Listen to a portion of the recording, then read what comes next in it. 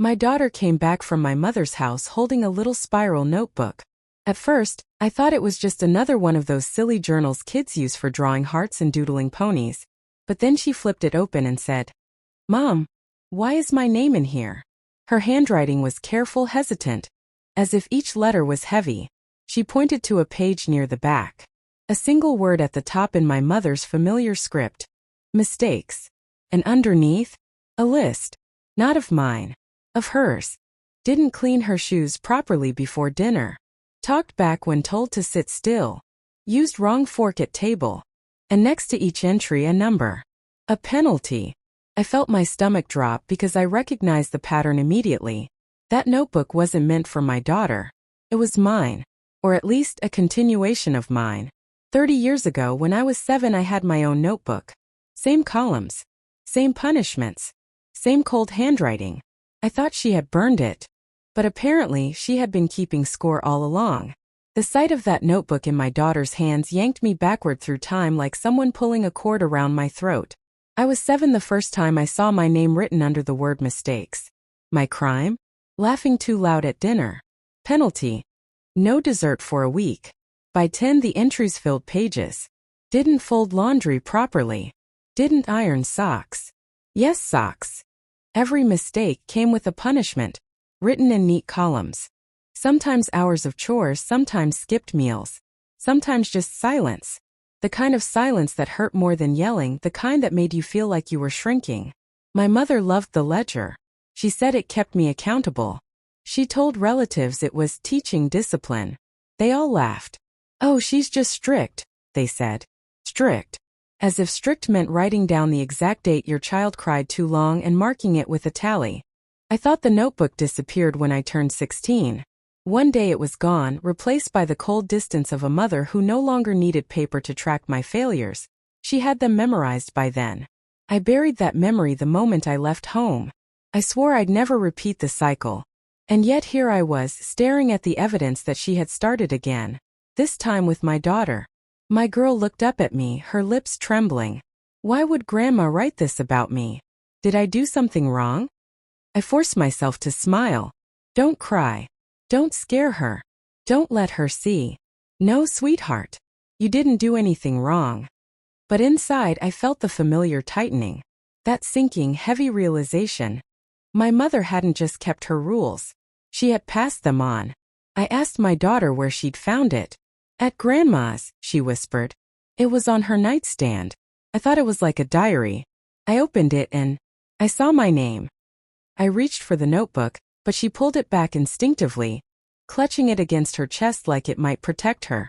"I didn't mean to snoop," she said quickly. "But, Mom, there's more." She flipped back to the first pages. Not my daughter's name. Mine. In the same neat, cruel script. Catherine, 1989. The entries were there. Not just the memories I had buried, but the exact words. Laughed too loud. Cried after punishment, ungrateful. Spoke without permission at dinner. I couldn't breathe. It wasn't just in my head. She had kept it all. 30 years of proof that my childhood wasn't discipline. It was bookkeeping of humiliation. And then my daughter turned another page. At the top in fresh ink, dated just 2 weeks ago. Brooklyn, 2023. Not my name. Not my daughter's. My niece. My sister's little girl. There it was again. Didn't finish vegetables, 1 penalty.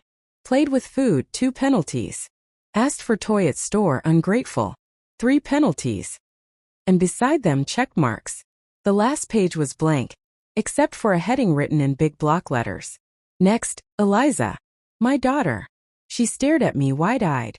Why is my name under next? Mom? I closed the notebook gently, like it might explode if I moved too fast. My voice was steady but my hands were shaking. Because Grandma thinks she can do the same thing to you as she did to me. My daughter whispered. But you won't let her, right? I looked her in the eyes. Not again. Never again. That night I sat with the notebook on my lap long after she fell asleep, reading every entry, every line. Each word was like a scar I thought had healed but still bled when touched. And the deeper I read, the clearer it became. My mother hadn't just kept records. She had plans. And I was done being the student. I drove to my mother's house the next morning with the notebook on the passenger seat like it was evidence in a trial. I didn't call first. I didn't want her rehearsing excuses. She was in the kitchen when I walked in, humming, stirring her coffee like it was just another day. "Catherine," she said, smiling, "you should really knock before." I dropped the notebook on the table. It landed with a thud that silenced everything. Her eyes flicked to it, and for the first time in years, I saw something in her face I hadn't seen since childhood. A flicker of fear. "Where did you get that?" she asked, her voice clipped. "Eliza found it," I said. "On your nightstand." Her smile collapsed. "She wasn't supposed to." "No," I cut in. "She wasn't supposed to be in it at all." She opened her mouth, but I snapped the notebook open, flipped to the last page and slammed my finger down on the word. "Next, Eliza. Explain this." Her eyes narrowed, her voice sharpening like a knife. "It's structure. Children need accountability." "Accountability?" I laughed, but it came out broken. "This is a punishment ledger. You've been doing this for decades." "It worked with you," she said coldly. "You're successful. You're disciplined. You know how to behave. Don't pretend it didn't make you stronger." I felt the blood drain from my face. "Stronger?" I whispered. "Do you have any idea what it did to me? Do you know how many years I spent terrified of making a sound at dinner? Of breathing wrong? Of existing wrong?" Her expression didn't change. If anything, it hardened. "And yet here you are. Alive. Educated. Providing for your family. Don't be dramatic. I kept you from becoming spoiled. I'm trying to do the same for your daughter." Something in me snapped. I slammed the notebook shut so hard the salt shaker rattled. "You will never go near my daughter again with this. Do you understand? Never." She leaned back slowly, folding her arms, the same pose she used when I was a child about to be scolded. "You think you're protecting her, Catherine, but you're not. You're raising her weak. You're raising her soft. And one day you'll thank me for reminding her who's in charge." "No," I said quietly. "The only thing I'll thank you for is showing me exactly who you are." And then I picked up the notebook, tucked it under my arm and walked out. Behind me, her voice echoed like a curse. "You can't erase what I built." I didn't answer. But in my chest, something sharp and long-buried was finally breaking loose. I thought the fight would stay between me and my mother. But of course, nothing in my family ever stays contained. 2 days later, my phone buzzed. A text from my sister, Shayla. "What the hell did you say to Mom? She's hysterical. She told me you stole something from her house." I stared at the screen, the notebook lying on my coffee table like a coiled snake. Stole something. That's how she framed it.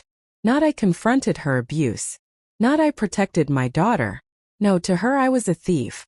So I took a picture of the notebook, specifically the page with Shayla's daughter's name, Brooklyn, and sent it back. Her reply came fast. "What is this?" I typed back. "Ask Mom why she's been keeping score of your child's mistakes like she did with me." The typing bubbles came, stopped, came again, then nothing for almost an hour. When she finally called, her voice was shaking. She told me it was just a fun game, a way to track chores and rewards. She said Brooklyn liked it. "Did you even look at it?" I snapped. "Because there's nothing fun about writing down a 6-year-old's every flaw like it's a criminal record." Silence. Then, "Brooklyn cried last week when I told her to put her toys away. She said, 'Grandma will write it down.' I thought she was exaggerating." I swallowed hard. "She wasn't." Shayla whispered, "Oh my God." But before I could say anything else, another voice came faintly in the background. "Brooklyn. Mommy, am I in trouble?" Shayla's voice cracked. "No, baby. No, you're not." She covered the phone and I heard muffled words, then she came back. "I'm coming over. I need to see that notebook for myself." When she arrived, she looked 10 years older. Hair pulled back in a messy knot, face pale. She sat on my couch and flipped through the pages like someone looking through a crime scene report. It's sick," she whispered. I nodded. And she was about to start on Eliza. Her hand shook as she closed the cover. She can't see them again. Neither of them. And for the first time in years, Shayla looked at me not like a rival, Not like the spoiled younger sister our mother always protected, but like an ally. But alliances in our family never hold for long. Because while we were sitting there, the phone rang again. This time it was Mom. And I had a sick feeling that she wasn't calling to apologize. She was calling to retaliate. Mom didn't scream on the phone. She didn't beg. She did something worse. She went quiet. The kind of quiet that meant she was already rewriting the story. By the next morning, I had texts from 3 cousins I hadn't heard from in months. Hey, I heard you're having a tough time. Family's worried. Is it true you went through Mom's private things? That's not like you. She said you're imagining things again. Are you okay? Imagining things. Again. It was her favorite card to play. When I was 14 and begged her to stop writing punishments in the ledger, she told my aunt I was acting hysterical.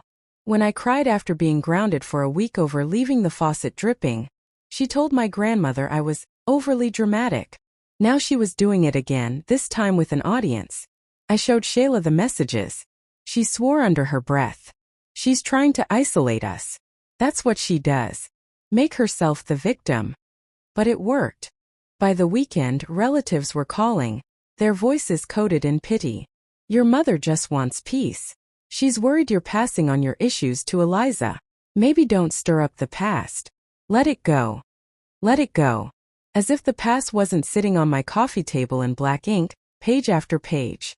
Eliza overheard one of the calls. Later that night she asked me, "Why does Grandma say you're crazy?" The word burned. Crazy. The one she planted in me decades ago. The one I fought through years of therapy to unlearn. I crouched down eye level with my daughter. I'm not crazy. And neither are you. Grandma just doesn't like when people tell the truth. Eliza nodded slowly. But the shadow in her eyes told me the damage had already started. Shayla stayed over that night. She was pacing my kitchen, wringing her hands. We have to show people the notebook. All of it. They need to see it's real. I looked at the spiral binding thick with years of cruelty. If we do that, Mom will never forgive us. Shayla stopped pacing. She met my eyes. Catherine, she was never going to forgive us anyway. And that's when I realized. This wasn't just about survival anymore. This was about exposure. About tearing down the story Mom had spent decades building. But exposing her would come at a cost. Because in our family, telling the truth was always the biggest betrayal. The decision came quietly. No shouting, no dramatic declaration. Just me at the kitchen table with the notebook open, scrolling through page after page, until my hands stopped trembling and I knew what I had to do. I scanned every page. Every punishment. Every year. My mistakes, Shayla's, Brooklyn's, and that blank heading waiting for Eliza. Then I attached them all in a single PDF and dropped it into the family group chat. No explanation. No rant. Just one line. This is what Mom calls discipline. For a full minute's silence. Then the chat exploded. Wait, is this real? What the hell, why is my name in here? From a cousin who had apparently been in the notebook too, back in the 90s. This looks fake. Stop lying about your mother. And then the one message that turned everything. Shayla typing in all caps. It's real. I've seen it. Brooklyn is in it too. That shut people up. But not Mom. She typed slowly, deliberately, like a queen addressing her subjects. This is a private journal. Catherine is violating my trust. She is sick and needs help. The old strategy. Gaslight, deflect, destroy. But this time something shifted. Because another cousin chimed in. I remember when she kept one for me too. I thought it was normal. Then another. She wrote mine in red pen. I was terrified of that notebook. And another. Same here. She used to show it to my parents as evidence. The chat turned into a confessional. Years of hidden scars bubbling to the surface. And my mother, for once, couldn't control the narrative. She left the group chat. Just quietly exited, no goodbye. But leaving didn't stop her fury. Within an hour she was calling my phone nonstop. When I didn't answer she left voicemails. You've humiliated me. You'll regret this. You're tearing the family apart. And finally whispered like a threat. You think you've won? You don't know how much I can still take from you. I sat there with the phone in my hand, Eliza curled against my side, Shayla staring at me like she was seeing me for the first time. This is war now, Shayla whispered. No, I said, closing the notebook for the last time. This is survival. I agreed to meet her only because she insisted it be in person. She said she wanted to clear the air. But I knew better. My mother never cleared air. She filled it with smoke. We met at her house. The same house where I'd grown up counting penalties like prison sentences. The same house where my daughter had picked up that cursed notebook from her nightstand. She was waiting in the living room, seated like a judge behind her coffee table. Hands folded, chin high. No greeting. Just, you've embarrassed me in front of the entire family. I didn't sit. I didn't even take off my coat. You embarrassed yourself. I just held up a mirror. Her eyes flashed. That notebook was private. That notebook was abuse, I said flatly. For the first time her mask cracked. Just for a second. Then her lips twisted into a smirk. You turned out fine, didn't you? Strong. Successful. You should be thanking me, not crucifying me. Fine. My voice rose despite myself. Do you know how many years I spent in therapy because of you? Do you know how many nights I lay awake terrified I'd pass one of your punishments onto my daughter without even realizing it? She waved her hand dismissively. Therapists. Always convincing weak people they're victims. That's when something in me snapped. I leaned forward, my voice low, trembling but sharp. You kept a book of every mistake I ever made. You turned my childhood into a courtroom where you were judge, jury, and executioner. And now you're trying to do it to Eliza. To Brooklyn. To anyone you can sink your claws into. But it ends with me. Do you understand? It ends with me. Her smile vanished. You don't get to decide that. I am the mother. I am the authority in this family. No, I said, my voice steady now. You were. Until today. The silence after that felt heavy enough to crush the room. Her eyes narrowed, her face blotchy with fury. You'll regret this. When the family turns against you, when you're left alone, don't come crawling back. I straightened, finally pulling off my coat. Not because I was staying, but because I wanted her to see I wasn't afraid. I'd rather be alone than ruled by you. And with that I walked out. For the first time in my life, I didn't feel like I was running from her. I felt like I was shutting the door on a prison I'd lived in for too long. Behind me I heard the faintest sound. A sharp crack, like the notebook's spine snapping shut. The days after the confrontation felt strangely quiet. Not silent, my phone still buzzed constantly with calls I didn't answer, but quiet in a different way. Like the static in my head, the endless voice telling me to be careful, don't provoke her, don't upset her had finally gone mute. But the fallout came fast. Mom didn't stay quiet for long. She rallied whoever she could, dialing aunts, cousins, even neighbors. I know because one of my cousins sent me screenshots. Mom's long rambling texts about how her daughters were ungrateful, how we had twisted a harmless parenting tool into abuse, how I had poisoned the family against her. And yet, something was different this time. Instead of blind loyalty, people started pushing back. A cousin wrote, "Why was I in that notebook at 8 years old? That wasn't harmless." Another, "My mom told me once you showed her my penalties. I had nightmares for months." The more she tried to defend herself, the more the cracks showed. For once, her grip on the family was slipping. Shayla came over one night with Brooklyn in tow. She looked exhausted, but her eyes were clearer than I'd ever seen them. She called me, Shayla said. Told me I had to choose. Either her or you. I froze. And Shayla gave a bitter laugh. I told her I'm choosing my daughter. For the first time in my life, I chose my own kid over her. And it felt right. Brooklyn, overhearing, slipped her hand into mine and whispered, "Grandma can't write about me anymore, right?" I squeezed her fingers. Never again. Later that night, when the kids were asleep, Shayla and I sat on the porch in silence. For once, there was no rivalry, no scorekeeping. Just two sisters staring at the dark, wondering what it meant to finally break the chain. My phone buzzed again. Another voicemail from Mom. I didn't listen, but I saw the transcription preview. Family is family. You can't cut me out. You'll regret this. But for the first time, I didn't feel fear. I didn't feel guilt. I felt something I'd never felt before when it came to her. Relief. Because she was wrong. I could cut her out. And I already had. A week later I burned the notebook. I didn't shred it, didn't box it away in some attic where its poison could sit and wait. I stood in my backyard with a lighter, fed each page to the flames, and watched 30 years of ink curl into ash. Eliza was with me. She asked if I was sure. Yes, I said. Some things don't deserve to be remembered. She nodded. Then she leaned her head against my arm, and I knew she understood in the way only children can, simply without needing the whole story. Afterward, the silence in my house felt different. Not sharp, not heavy. Clean. Mom kept calling, but less and less each day. Eventually the buzzing stopped altogether. I don't know if she finally gave up or just shifted her performance to another audience, but it doesn't matter. I don't need her silence, her approval, or her punishment anymore. Shayla and I still talk, though cautiously. We both carry scars and sometimes they clash. But there's a truce now, built on something stronger than survival. The promise that we'll never hand our children the same chains we were given. Eliza still asks questions sometimes. Why did Grandma do that? I don't give her excuses.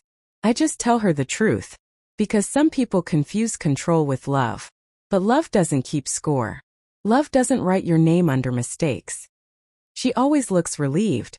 And maybe that's the point. Maybe breaking the cycle isn't about grand revenge or dramatic confrontations.